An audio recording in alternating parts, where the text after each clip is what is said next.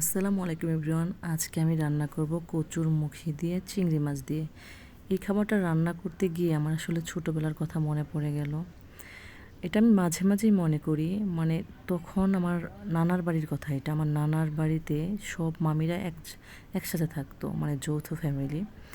মানে অনেক মানুষ একত্রে থাকলে আগের দিনের কথা দেখবেন যে রান্নাগুলো এত মজা হইতো, মানে ভাগে কম পাওয়া যাইতো কিন্তু খাবারগুলো অনেক টেস্টি ছিল।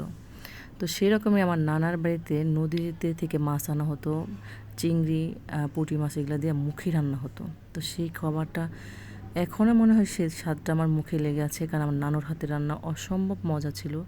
এখন আমার সব মামিদের রান্নায় খুবই মজা। তো এটা রান্না করছি আর সেই কথাটা মনে পড়তেছে আমার।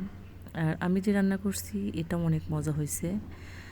তো আজকের যে রেসিপিটা করছি এটা কার কার ভালো লেগেছে সবাই কমেন্টে জানাবেন। আর এইরকম ছোটোবেলার স্মৃতি মনে পড়ে যায় কার কোন রান্না করতে যেয়ে, সেটাও জানাবেন। আর পাশে থাকার জন্য অবশ্যই সাবস্ক্রাইব করবেন, লাইক কমেন্ট শেয়ার করে পাশে থাকবেন। আজ এই পর্যন্তই। আল্লাহ হাফেজ।